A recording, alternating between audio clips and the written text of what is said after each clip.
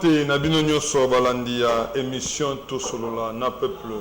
Mbote na bino nyoso ba congolais de partout bozwami bozali tellement belé à ce net moment kolanda biso na 4 coins ya République démocratique du Congo. Vraiment, je m'en vais saluer tout le monde qui nous suit à ce net moment dans différents points et sans oublier na Mayele pe Bokasi ya 3B Bilobissa l'unde to koti na banda kuna bino au besoin de biso na ba image ya qualité ya Mayele nde to koti banda kuna bino 3B Bilobissa l'unde a tie Mayele nyoso na place de façon que bo capter biso 5 sur 5 donc on to bien akaye aza 7 fois que bango donc c'est rien à dire rien à contredire là-dessus et na sima ya caméra tozali na Monsieur Bob, le caméraman par excellence, donc toi na Bob na sima ya caméra, de ba côté Sibiso na ba ndako na bino.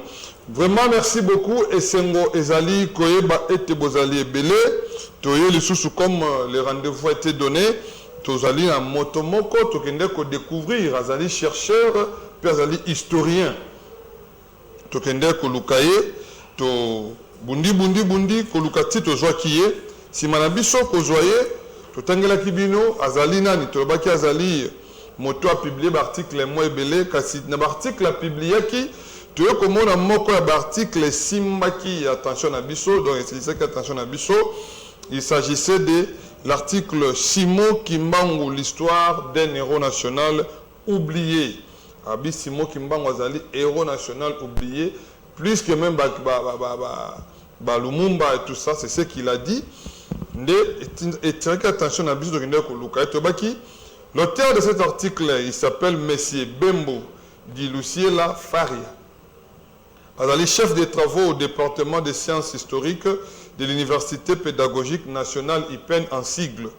Azali enseignant visiteur à l'Université Congo ICA en sigle na Kisantu, na Congo central, où il dispense le cours d'initiation à la recherche scientifique, des méthodes de recherche en sciences sociales et d'histoire politique du Congo au département des sciences politiques et administratives, relations internationales, et il est campus de Kisantu, na Congo central. M. Bembo Di Luciela Faria est aussi secrétaire académique facultaire à la faculté des sciences politiques de l'Université Congo.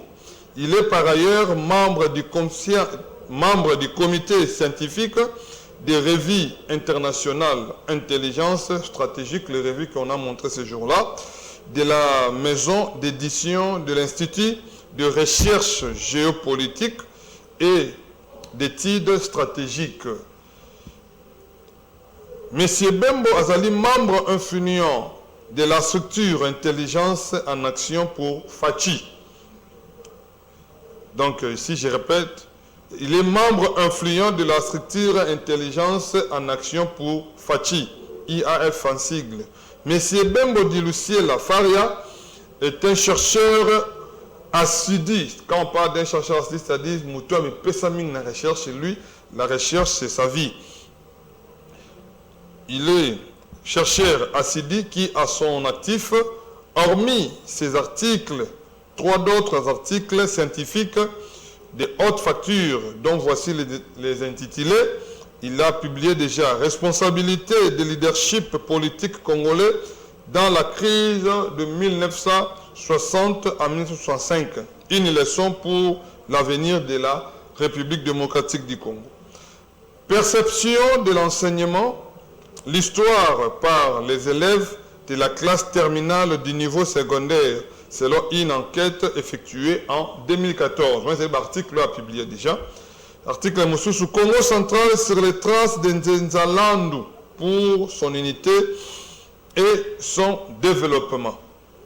Présentement, M. Faria Azali Nani, Azali secrétaire chargé de la recherche au département des sciences historiques de l'Université pédagogique nationale.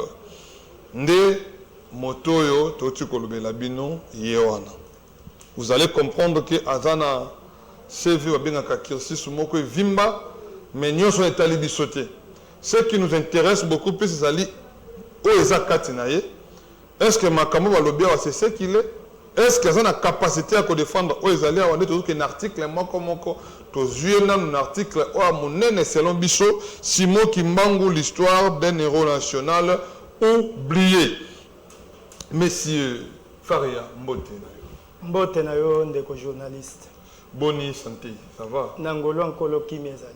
Est-ce que vous que Makambo appelle le téléphone après l'émission? C'est normal que appelle les côtes parce que c'est trop profond. Ouais. Donc, c'est s'intéresser. C'est normal. D'accord, merci beaucoup. Mikolo Leki, Tolobelaki, Simon Kimbangu, héros national sur le plan politique ou sur le plan religieux, à l'obaki clair. Sur le plan politique, dans le domaine politique, Simon Kimbangu n'est pas beaucoup plus dans le côté religieux. Dans le côté politique, Simon Kimbangu, c'est un héros national. On va dire, il y a M. Faria. Alors, qui date, il y a le 6 avril. Le 6 avril, ils allaient date au même chef de l'État. Alors, il fallait férié, chômé et payé. Parce que, tu reconnaître date wana loko la date moko ya férié ningi to mona kanaba le 17 avril le 17 janvier to mona le 17 mai ba date au Lumumba kufa ba date au Laurent Désiré Kabila kotaka la date au kufaka tout ça zali ba date mo ben férié chômé payé ndé azoko senga été tata mokonzi ekolo loko alobaki yango liboso ya ba président des chambres kwa na nkamba esengeli likambwani kota en vigueur. Est-ce que tu as combien de niveau dans le Cambo Italie date le 6 avril? Merci beaucoup, monsieur le journaliste Ndenge Oyambenga de Sous Léon à plateau Nayo. Jusque-là, Elo Komoko Salamina noté parce que Bal Ndenge Balobakeza à niveau ya Parlement et Zande Parlement de Mutasengeli Aye Bandeni Narosala pour que effectivement date wana et quota parmi date Oezaka chômé payé ainsi de suite. Maintenant, il y a quoi chercheur effort nous fournir pour la monde pour la candidat nous obéter petit les camotel date oyo. Mais faut nous fournir na part na yo pour que date oyo endima mapé. To lobaki yango la fois passée tata mokonzi ekolo tango akendaki na nkamba à l'occasion ya 100e anniversaire de l'église kimbangiste a emetaki le vœu ya komona date wana ekota parmi ba date oyo historique ya mboka na biso. Pe a telemisaki les deux présidents, il y a les deux chambres pour balander les locaux. Mais ce qui est étonnant, c'est que nous tendons déjà vers 2 ans de suite sans que Toyoka et loko moko boye oyo et l'Obama na sens wana pour qu'effectivement to kota penza la date wana le 6 avril comme date fériée. Alors que je l'avais dit ici la fois passée, quand le chef de l'État dit un mot, le chef de l'État est ça office à loi. C'est-à-dire que beaucoup de bafoué en côté, il faudrait que bato au baza na pouvoir ya ko concrétiser le chef de l'État ba s'asseoir batala dans quelle mesure ba koki effectivement ko comme ça date wana férié le ko la ba date mosusu. Alors le ko le umelaki biso na qualité na biso ba chercher tout le monde avec sengela gito aider ba konzamboka. Yangwana to initiaki lettre oyo na lakisaki bino la fois passée. Lettre je crois yangozana. Oui, nazana ngwawa. Donc c'est ça. Oui. To initiaki lettre wana de manière à ce que to aider na mokonzamboka na les deux présidents ya chambre basse na ya Sénat pour que bazana faciliter ya ko concrétiser vers chef de l'État. D'accord. Donc ba les ana ma bogo na bango. Je crois, lettre Komaki Yangoyo, transmis copie pour information à l'honorable président de l'Assemblée nationale, honorable président du Sénat, tous à qui Tchassan Lingwala. Donc c'est ça, la lettre est bien notifiée, bien écrite, qui j'ai des réceptions Pesali Angwana. Je crois tout est au clair. Na niveau naé à lobby. Ce qu'il pouvait faire, ce n'est que d'écrire et puis, Kondiba se saisir na yango pour tout évoluer malam na likamboyo. Merci beaucoup, Bozali Ebele. Toko tasuko na maman na likambo na biswa. Toujours appel Ebele. Il y a un papa qui m'a appelé depuis Massina, je crois, depuis Massina. Na pesio mbote papa. Na ebi ko so na biso na ngonga oyo. Il y a un moment tu refonds le téléphone pour un message na bino. Na appel na bino to kozo yango et kozala malamu mingi mer. pour l'instant, ne nous appelez pas encore. Nous allons vous signaler quand est-ce que Bokobenga. Merci beaucoup. Le numéro est affiché dans bas écran. Il y a un numéro dans Bissot. Vous allez en direct dans la radio-télévision La Puissance. Monsieur Dissuel et Monsieur Faria, n'a dit que l'autre jour de Belaming, il y a une contradiction où ils ont 4 églises kimbanguistes. Mais, et là, comme d'abord, et attention à Bissot, pas bien qu'il soit lobby. La première des choses à rectifier sur le Bakiawa, la première des choses, c'est que l'église kimbanguiste est Kabwana Te. Ezali Bobele Moko. Information et l'église kimbanguiste est Kabwana Boju Yango Wapi. Malobe Paina. Merci beaucoup, Ndeko journaliste. Nalingi, avant de répondre à la question Oyo, na fait sa précision et loko moko. Je veux que l'émission Oyo est la émission ya sentimate. Parce que makambo tozo lobela eza makambo ya sentimate, eza makambo ya vie ya peuple congolais pe Afrique mobimba. Très bien. Donc toko sala erreur te tozala ba apologiste ndenge na uta koloba la fois passée ya kokumisa kaka aveuglement sans pour autant to pasola ligne ko to longola mosisa ndenge balobaka et pour permettre na biso bandeko tozali bande église kimbangisi na bandeko bazana kati église kimbangisi na ba continuance église kimbangisi to yeba ndenge ni ya ko recadrer situation ya église na biso parce que les églises na biso pour eux biso vers un avenir meilleur. Donc la ligne bandeko ba olanda biso bazala plus scientifique bayo kanga ensemble tout ça la critique ya makambo oyo hein to bolobela awa. OK. Kolobake église kimbangiste et kabwanate ça m'étonne. Ils ont poussé même na mitu na soki ndeko oyo a posé question avant d'aller à Mabele to azaka na likolo ou soit aza informé te. L'église kimbangiste est bel et bien divisée. Question na ko poser bien qu'à répondre bisoté. Lelo place nini oyo église kimbangiste est réservée pour na bandeko na biso ya Monkoto. Parce que ngai naza moko ya batu oyo bakenda ko remplacer ba enseignant ya église kimbangiste tangu division église salamaki. Nazaki enseignant na lycée Maman Mvete na Ngiringiri. Okay. Batu oyo nyonso baponaki kokende na côté ya Monkoto bamonaki que non esengeli na biso totika la bana 26 plutôt que tokoma 3 ndenge eza lelo bana misato batu wana nyonso balongolaki bango na bandeko ya centre. Na longolaki bango. C'est l'église Kimbangisi, c'est-à-dire direction ya centre. Okay. Accueil. Balongolaki bandeko wana et lelo soki institut qui sont locaux na Monkoto. Et Salama ngai pe nazaki parmi ba premier enseignant oyo to bandaki institut wana parce que après je crois 2 ans to salaki na lycée Maman Mvete nous avons été chassés compte tenu du fait que tozaki ba kimbangiste était. Et lokola de l'autre côté bazaki na posa ba enseignant tant ba yoki information wana nenga nazaki parmi bato bazaki récupérer na école wana institut qui sont locaux ezana Monkoto ba ko kende ko vérifier. Élément de source ozo ko attester que l'église est divisée. Lelo ezana bandeko belé bakufi otokolo babakendaki na ngambo ya Monkoto. Bandeko ya famille sainte hein, comme on l'appelle. Bandeko wana baboya bakendo kundama na nkamba. Boko ko sala ba recherche boko mona que elle ya Monkoto basomba espace moko na Kasangulu, c'est là où ils enterrent leurs sœurs, leurs frères. Il y a des membres de la famille, c'est-à-dire bandeko ya papa Simon Kimbango Kiangani.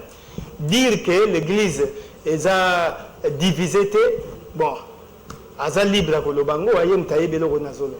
D'accord, merci beaucoup. Yemoka beloko na zoloba, mais je tiens à signaler ici que biso lokola moko ba journaliste, ba chercheur, to kende ko luka sur terrain. Mais on ne va pas balancer les images.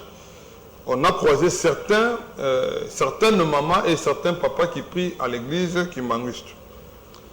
Mais j'ai constaté une chose, une contradiction.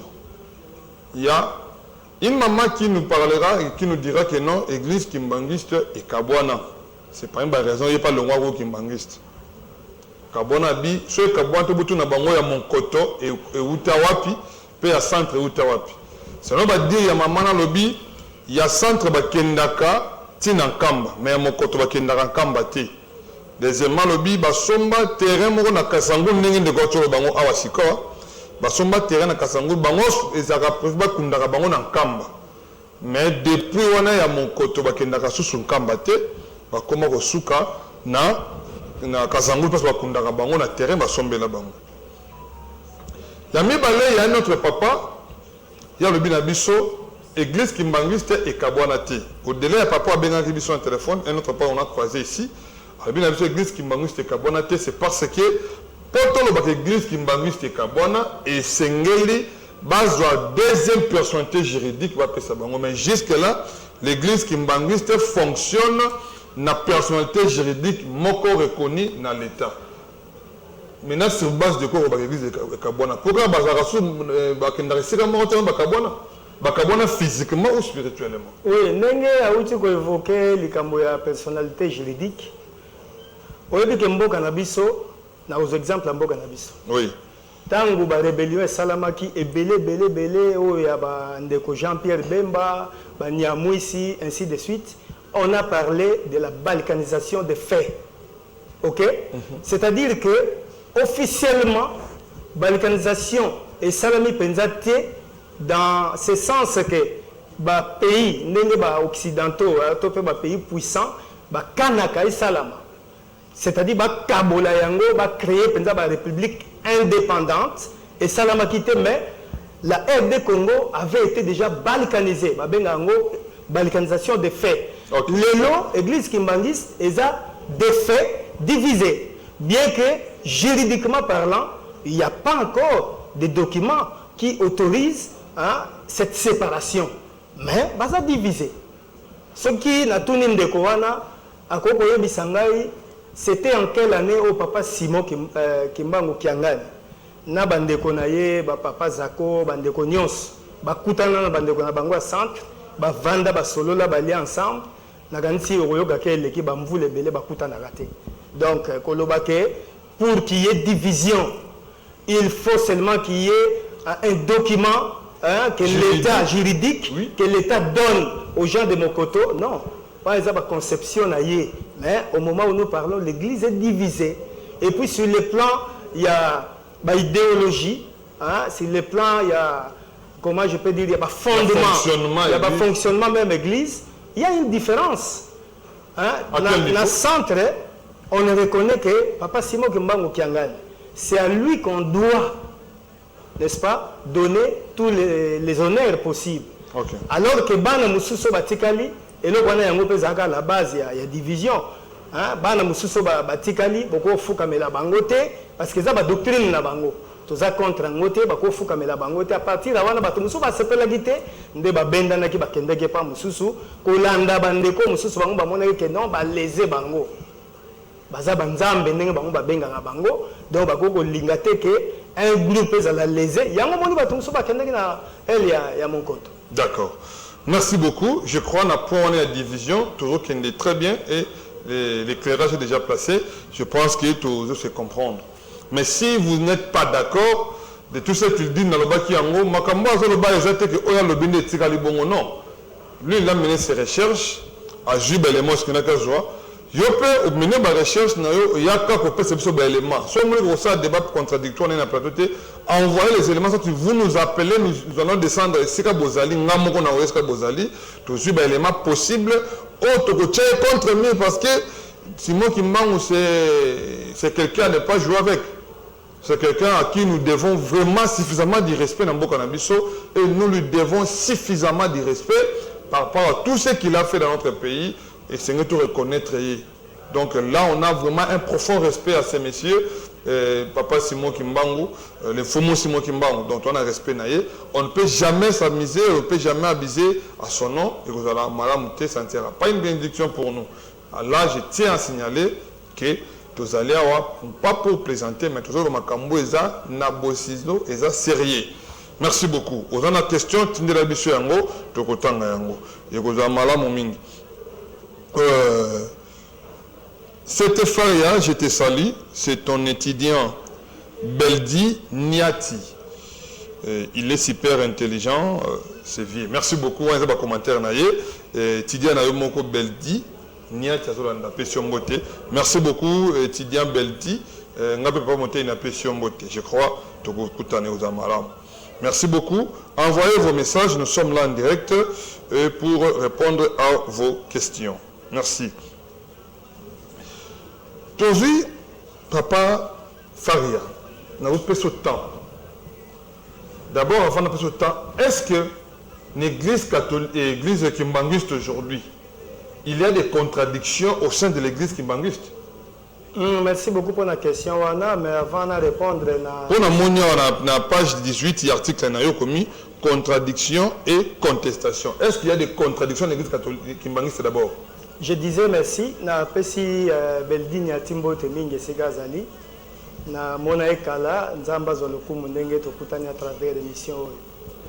Ba contradiction eza ebelé na église kimbangiste. Tel que tant on a zako sala l'article oyo je ne pouvais pas arriver na niveau na komaki mais le ko la topesa kango na ba contradicteur avant la publication il faut que 3 scientifiques au balekio na ba qualité scientifique batanga yo pour que ba apporter ba correction.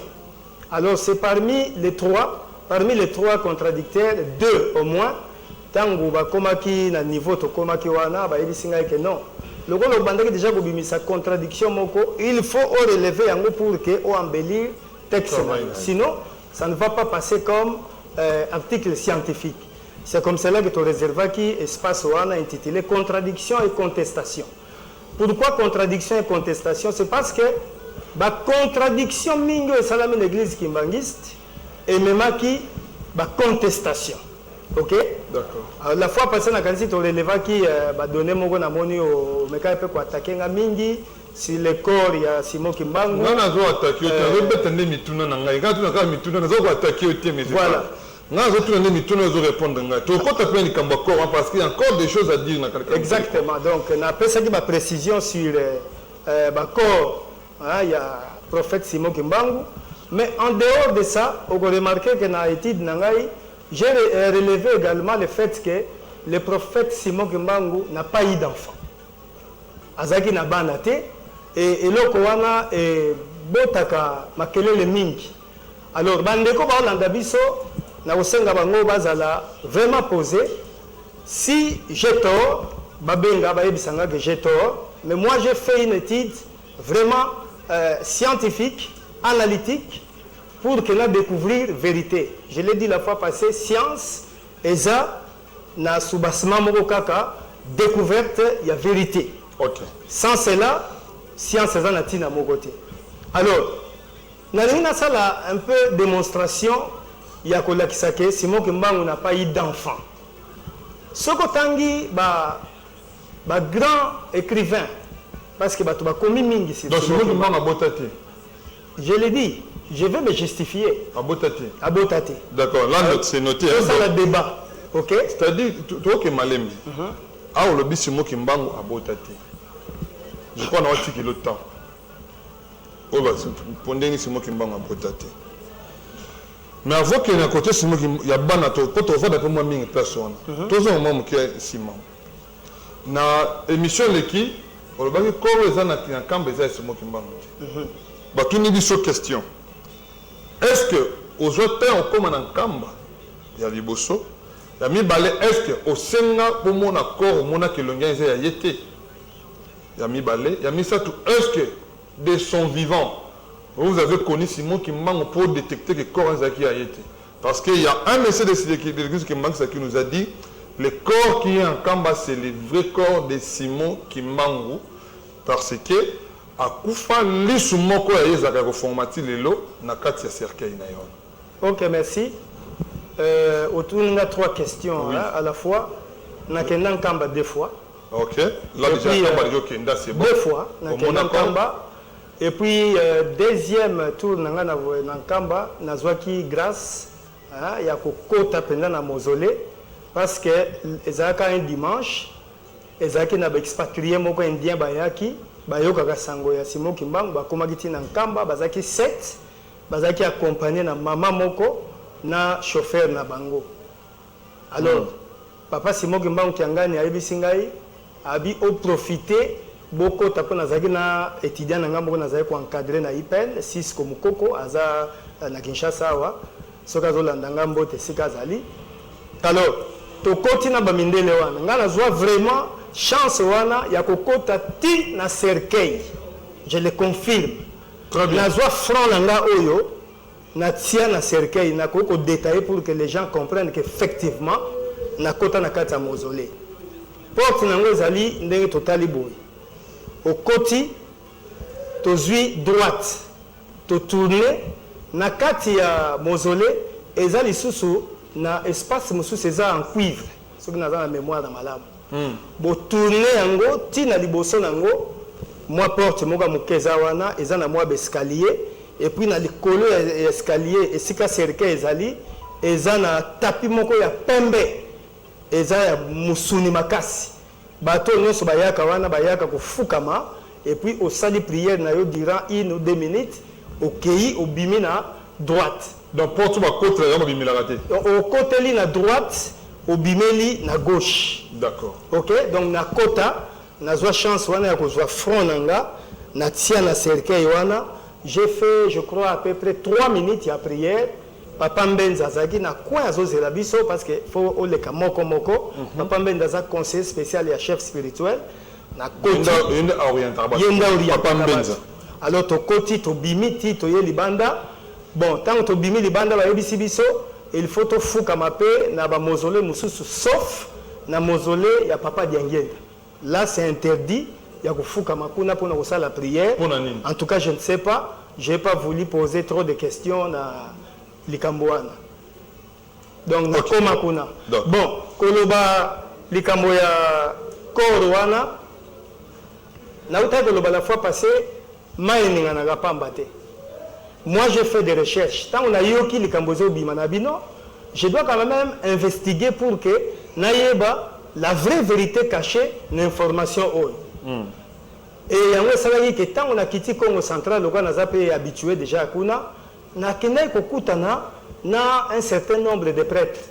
Na go cité ba kombo na bango awate, ba prêtres catholiques oyo bazako occupé pe moi ba fonction ya minene na diocèse à Kisantu. Attends, on a posé ma question, bazaki retentissant pour que ba répondre ngai. Mais il y a un qui m'a dit abinanga c'était ba recherche na ozo sala, c'est bien. Mais est-ce que les gens vont te croire? Na bisi ndeko sangwa na bi me croire ou pas, moi j'ai seulement besoin des informations pour infirmer ou confirmer cette hypothèse. Alors, tango ayebisi ngai que effectivement, tu as raison. En ma qualité d'historien, parce que dans mon accord, ça, je dois l'avouer. Et puis, il y a une information qui m'a fungo la cercueil pour que les gens voient le corps qu'il y a dans le mausolée Nankamba. Alors,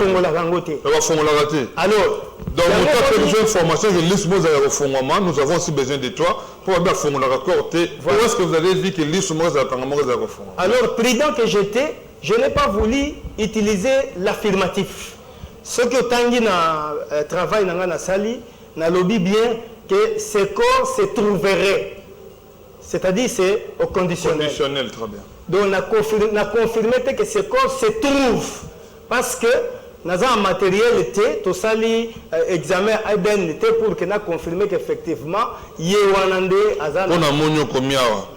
le corps qui est là-bas, c'est un militaire, c'est le corps d'un militaire qui était là. Oui, oui. Et que le vrai corps du prophète Simon Kimbangu se trouverait soit en Belgique, soit à Kisantu chez les prêtres jésuites. Ok, c'est ça. Merci beaucoup.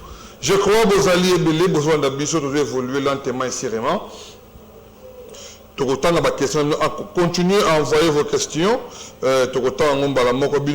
Nous sommes déjà en direct de la radio-télévision La Puissance. Merci Nayo, Monsieur Kimbangu Ngange.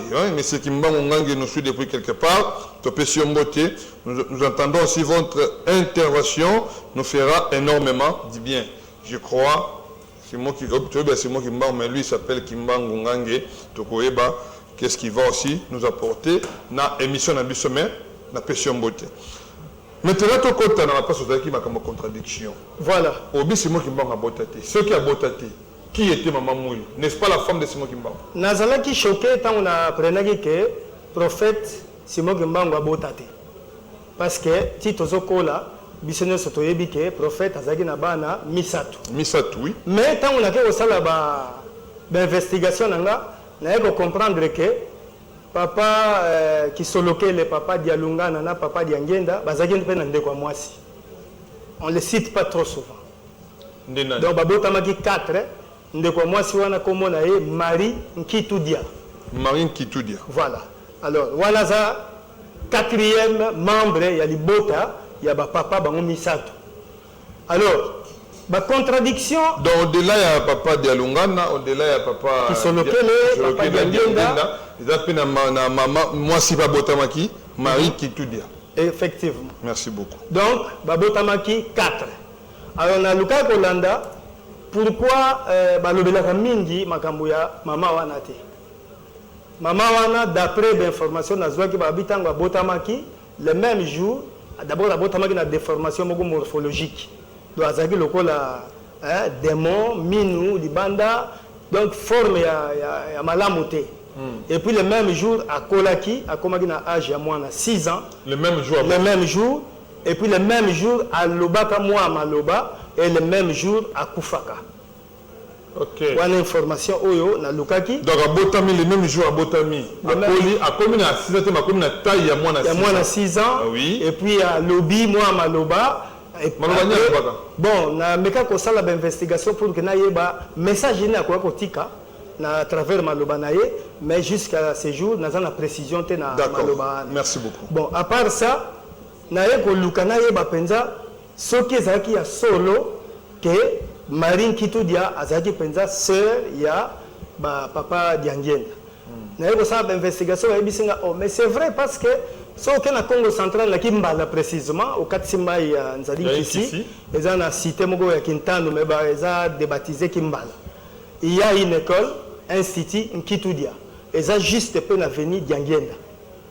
Ah, donc c'est par là que on a commis na Kimbala au Katsima il y a ici au commis na Kimbala côté marché ah je crois il y a rail tout ça na côté wente. Et ça na ngambo ya rail.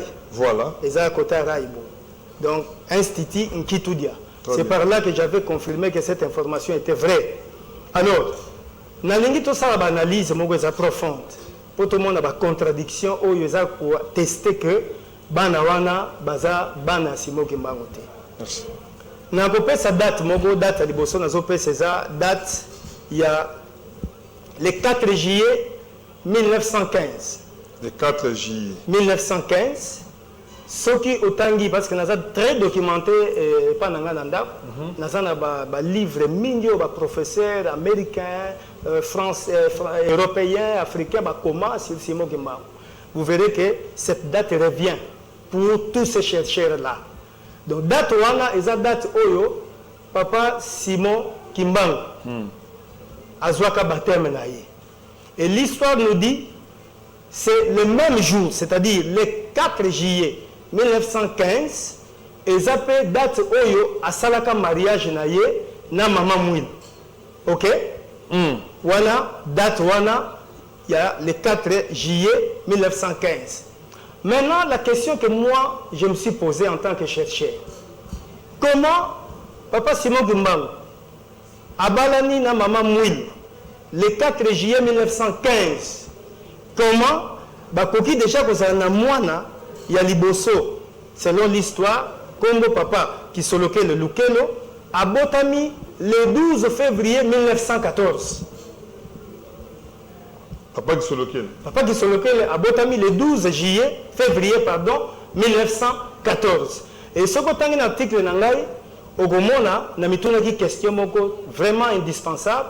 Je me suis posé la question de savoir si papa qui soloké Lukelo serait-il né hors mariage? Et j'ai répondu à cette question parce que Outiko Lobango Awa, la personnalité, la papa Simon Kimbangu, baza batoto, d'accord. Donc baza va être extraordinaire. Toko blaguer na bangote. Alors comment Mouto Abali na 1915 abota Mwana na 1914. Une année avant. Une année avant. Je donne des précisions pour vérifier la date. Il y a déjà incompatibilité. Or, à l'époque coloniale, ils ont le léloté, tu as moisi, tu négocié, tu as un abisso à côté, tu as bandi peu ma solo à robota. Non. Le monde évolue. L'époque où même pour engrosser moisi, c'était un sérieux problème. Donc, voilà. Donc, je ne peux pas, moi, en tant que chercheur, Mouto Azana respect ma casse. Liboso à papa wana pour admettre que papa Simon Kimbangu a salaki adultère parce que aboti mwana avant date à mariage. Ça c'est dangereux. Alors, tozongi na ndeko oyo ya liboso touti kotanga awa Marine Kitudia. Ndeko wana aza ene na bango. Yaya liboso ya botami na libota wana. Nasali ba calcul tout dire azali mwana suka to ya liboso. Mwana liboso. Bon, ce qui te placer même dans mwana suka, tu comprendre qu'est-ce qu'il y a. D'accord. Bon, tu suis mwana liboso. Nous devons nous poser la question parce que officiellement mwana liboso est né en 1914. Officiellement. Hein? C'est-à-dire que le mwana moisi, on nous dit papa qui se lequel mwana liboso. 1914, alors qu'il y a déjà une contradiction avec la date de mariage. Bon, Marine Kitudia, au hasard pour Mwana Liboso, n'a estimé qu'il serait né, le col a bangomi sato, au bisoto yebo officiellement, babotami ne kari, il y a 2 ans, c'est-à-dire 1914, 1916, 1918. J'estime également que Marine Kitudia a botamaki na 1912.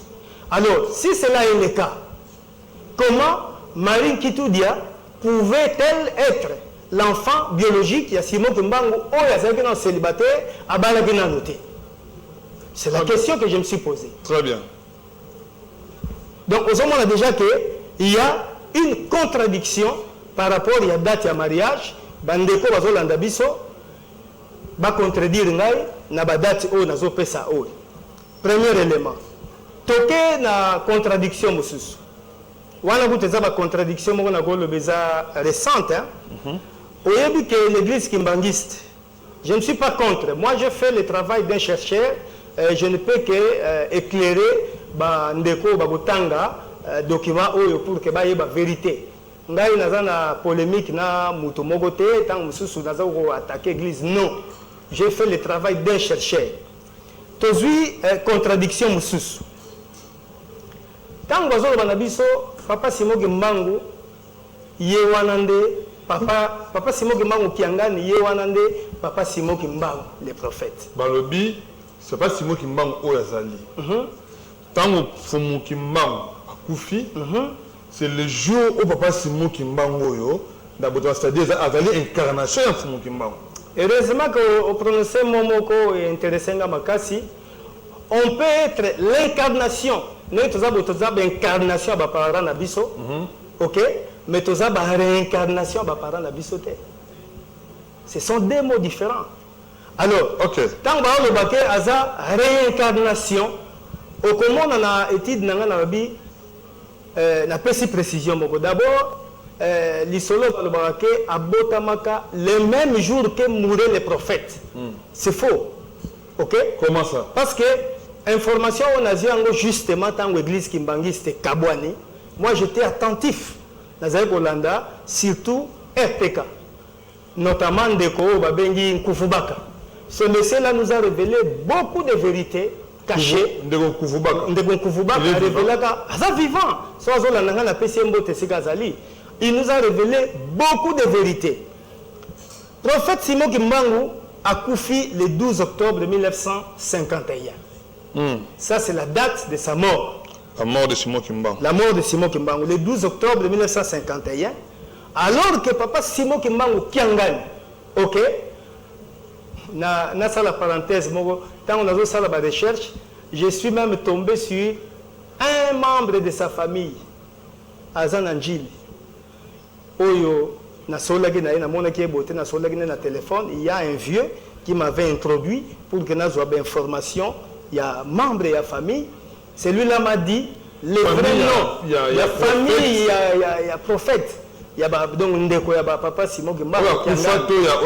Mais oya kufa continuité ezalité selon histoire ndenge bazopesa l'histoire. Alobi na ngai ayebi singa lobi les vrais noms même il y a papa Simon Kimbangu Kiangani ezaki Simon Kimbangu Kiangani te. Son vrai nom c'est Jacob Kiula. Jacob. Mais Jacob, c'est le nom français. Oui, mais l'église Kimbangi, ça ne pose pas problème parce que c'est l'église de Jésus-Christ, par son envoyé spécial, donc ça ne pose pas problème. Comme Abraham, Jacob, il n'y a pas de problème là-dessus. Donc, papa n'a dit que le vrai nom, il y a papa Simon Kimbangu Kiangani et ça Jacob Kiula Kiangani. On a une parenthèse, et ça, la recherche, alors, papa Simon Kimbangu Kiangani a botami le 11 juin, ok, 1951. C'est-à-dire la même année que la mort, il y a prophète Simon Kimbangu. Et n'a pas cette précision la carte étude nanga a botami 4 mois et 1 jour avant la mort, il y a prophète. 4 mois et 1 jour. Et donc, na il y a réincarnation. La réincarnation est une situation spontanée. Moutakufi, Moutabotami. Et puis, on doit voir des signes qui attestent que Moutakufi, effectivement, tant que Moutaabotami, Moutaabotami, a présenté des signes qui Moutakufi, pour qu'on parle de la réincarnation. Très bien. Ok? Alors, ici, comment nous pouvons parler de la réincarnation aussi longtemps que Papa Simon Kimbangu Kiangani a botama 4 mois et 1 jour avant la mort, il y a prophète. Mensonge plus récent. Le film Ezali dans mon koto, bazako la kisabisongo na début ya division la bango, ozako attester que d'ailleurs papa Nkuvu baka bandoko le baké, ozalo kuta monene. Il ne faut pas chercher à sacraliser quelqu'un dans les mensonges. Il disait ça. Et moi, j'ai retenu, donner wana mingi. Alors, toke na contradiction mosusu. L'étude nangai na lobby na mituni ba. C'est toujours un peu ça wana. Maintenant, c'est une contradiction. Qu'est-ce qui prouve que bana wana basé sur Kimbangu? Tout le monde attaque réincarnation, oui. Mais du moins, baza bana na ye, to baza bana na ye ti. D'où vient cette contradiction? Ce qui est non, jour à Botamaka, il a Koufaki 4 mois, 1 jour avant, ils ont acquis l'incarnation, tout et tout. Maintenant, qu'est-ce qui prouve à suffisance que Banawana, Bazali, il y a yété? Bon, on a ici l'élément de base. Ok? On a ici l'élément de base. On a un exemple, on a marié. Oye oyebisingai ke nabala mwasi nangai na 2005. OK?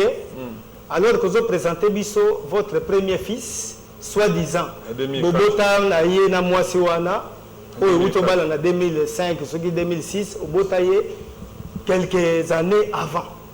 Comment tu peux croire yo? C'est que bota ki libanda avant que ya kobala mwasi ozane na ndako. Alors je veux que les gens soient honnêtes. Va reconnaître qu'il y a une contradiction par rapport à ma date, il y a mariage, la date de naissance, il y a moi là où il y a liboso. Bon, moi, on attend qu'il y a liboso, l'oublié. Ok? Ce qui est que Abotama na 1912. Comment tu peux accepter que Azamouana Simon Kimbangu, alors que Simon Kimbangu n'avait pas encore de femmes avant date où on a fait le 4 juillet 1915? C'est pratiquement impossible. Donc, tu vas ça la débat, ça la recherche. Bayeba ngala za na koloba na ba pareil te pour que na salisa bande ko wana be examen to confirmer que examen attesté boye. Très bien. C'est par rapport à la recherche là. D'accord. Maintenant bana wana to moni que pas le big bazaki bana no ko na ye. D'après histoire ndenge na sali ba enquête na ngai ba ebisinga ike noko ya prophète Simon Kimbangu. Parce que le prophète a botamagi d'un coup prophète était. Ok? Molimo wana et yela qui est en 1921. Okay. Avant 1921, il a mené vie normale azalaki na ye pe moto asambelaka mingi. Alors mwasi na ye nde azalaki mama oyo awutaki côté ya nkambe ezali mwasi ya noko na ye. Alors histoire des abo omoni esika hôpital ya Saint-Luc ya Kisantu ezali voilà ezalaki grand marché aux Saint-Luc eza kotankando. C'est à cet endroit où il y avait un grand marché oyo bandeko nyonso bazowuta côté ya bankamba kuna bazali koya koteka babiloko na bango. Alors tango bandeko bazowuta nkamba bazoya noko ya Simon Kimbangu azalaki tireur de vin sala ntsamba. Alors ntsamba na ezalaki ntsamba pene ya qualité supérieure bato bapréféraki yango mingi. Alors que cette pratique-là, il y a tirer 20 côté ya bandeko oyo tozana bango côté nkamba bayebaki yango na noté. Tant baye ko découvrir que masanga oyo za mbila nde baye ko inviter noko ya Simon Kimbangu akende kovanda na côté na bango de manière à ce que à apprendre peu ba jeune ya contre wana comment batiraka 20. Tant akei abandi ko sala masanga marché zaki tellement bien ya masanga na ye qu'il a préféré avant d'aller moi tamulaï kuna. Autant avant d'aller tamulaï, maman Mouilou et ses enfants, ok, bano nyoso o tozotanga awa papa nyoso bango batikalaki na mboka na bango bazalaki na bana ya maman Mouilou batikalaki papa na bango nde ake kosala musala de l'autre côté. Tango avandi a moni que situation est vraiment très bien nde aye kosala appel na mwasi na ye na neve na ye oyo yazali kobokola c'est-à-dire Simon Kimbangu. Donc abengi nani mwasi na ye mama Mouilou. Voilà. Nda ye na neve na ye nde Simon Kimbangu bengi prophète Simon Kimbangu. Voilà. Il a neve. Effectivement. Nde balandi ye sikoyo na mboka nkamba. Tango bakomi kuna nde bavandi molimo sikoyo ko kitela prophète na date le 21 avril. Alors, l'information a été déformée dans le sens où Azamutu a contré wana. La fois passée, on a fait ma précision sur l'origine de papa Simon Kimbangu. Azamutu ya village ya Ndembo Kimvwanza. Ok? Na Ndembo Kimvwanza non loin ya mission ya Kipaku. Non loin ya mission ya Kipaku. Na secteur ya Ngufu, groupement ya Kitempa, na territoire ya Madimba. Très bien. C'est là où se trouve sa vraie origine géographique. Donc, famille,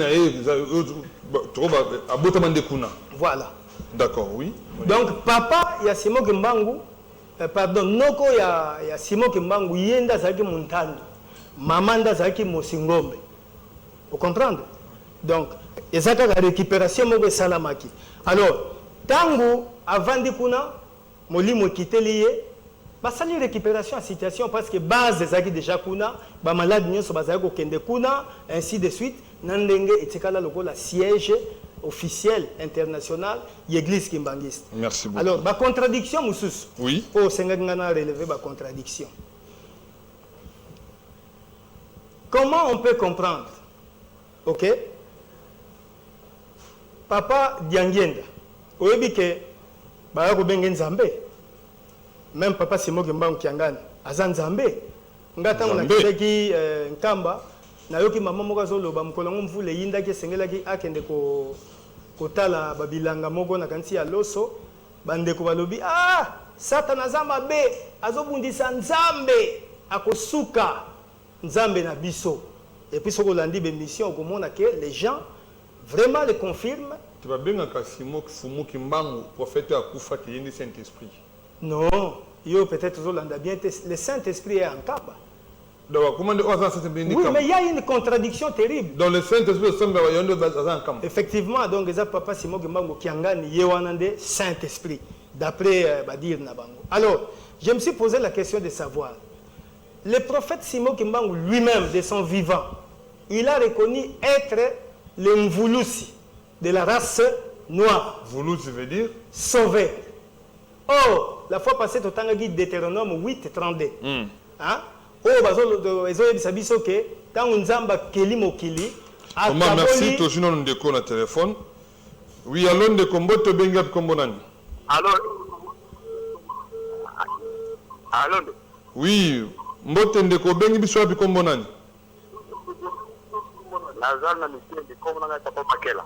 Papa Makela na mitendi, oui, papa Makela. Makanisi na weza une contribution dans l'émission. En tout cas, Nazar la mission, rechercher. Oui. À ça, tout possible, la communauté n'a pas de cas qui vraiment l'origine à ce moment. N'a pas de cas qui n'est pas à la autre là. Et ça bon côté. Et ça bon côté. Alba numéro langai, alba langai. D'accord, papa depuis Mitendi. Merci beaucoup. On a besoin numéro dans Lukayo pour faire la précision. Merci beaucoup. Oh papa Benjo depuis Mitendi à lobby na origine ya kimbangu au lobby ba poto poto eza bon côté au lobby. Lukaye, le quoi chercher, après, il y a un élément possible. Oui, merci beaucoup. Merci beaucoup, papa, pour la contribution. Alors, nous allons continuer à la contradiction. Ils ont gêné, ils ont ça vraiment fierté. Nazaré Kolobake, prophète Simon Mangu, a reconnaîtra que Azam Voulous, à Bombaki Angote. Voulous Nengo Utotunanga, c'est le sauveur.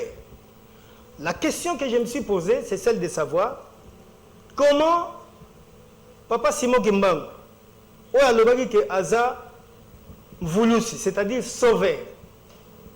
Si on accepte que Papa Simon Kimbangu Kiangan, l'actuel chef spirituel, ok, Aza réincarnation, il y a Simon Kimbangu le prophète. Comment celui qui s'est considéré, qui s'est confirmé comme étant le sauveur, pouvait-il se permettre à sa réincarnation à changer à comme un Saint-Esprit? Ok, merci beaucoup. Alors, nous avons un bengi wap kombolani. Allô, monsieur Laurent. Oui, monsieur Laurent, depuis quelle commune au Bengi Bissau? Ma bandi la commune à Limité. Merci. Makanisi na yo na badiri yande kaza na plateau. Bon, makambo de kazolo ba eza conflit, donc nazo na bino bien. Et ni ko bande ko ayedi makambo mala malo asembo na biso yango bien bodo yoka. Ok. En tout cas, la première émission, c'est que chaque fois, et que ça m'a. Merci beaucoup. Notre programme de chaque mardi, jeudi et puis vendredi. Tous les années, toute la semaine prochaine, il y a sur votre place, nous jouons au Merci beaucoup. Merci beaucoup. Merci. Papa Bengi depuis le métier à l'obi, Makambozo, le très important et puis profond, mais on a besoin au symbole, vraiment, dans Mozindo, va comprendre qu'est-ce qui est caché d'abord. Vraiment, comme on a souka émission, vous allez comprendre que notre bandage depuis Kala, comme on a souka émission, la contradiction de mon est tellement belle, il faut qu'on relève en haut. Mbotendeko journaliste, merci na chercheur, na ba recherche naie approfondie et donc éclairer Bissau. Nous voulons un changement dans notre pays, mais si nos différentes églises continuent à vivre dans l'ignorance, comment on peut espérer à un changement? Malheureusement, prochainement, et vous avez mal. Un message. Mbotendeko journaliste, yebisa chercheur, ako balsusu kozaba recherche, aibisa biso bana atanga papa diangenda kisolokele na papa bazali bana ya nani. C'est Ndeko Pablo depuis Yolo. Merci beaucoup Ndeko Pablo depuis Yolo. Merci beaucoup. Ba message comme tellement belé, to comme na souka ya émission na biso, ba message belé, ba appel to yamba souté, to comme na souka, il y a même pas moyen d'accorder une minute, voulais-je dire, l'invité na biso mais to pesibino rendez-vous na invité na biso to koyambaye mokolo ya mardi les sous tozani awa. Tozani sous mokolo mardi na même heure pour na émission na biso mais le numéro de l'émission est là, continuez à envoyer vos questions, tozali wana pour na enregistrer yango bongo et kozala malamu mingi. Ce qui est soit zongité to kutana bino mbala ya sima, bye.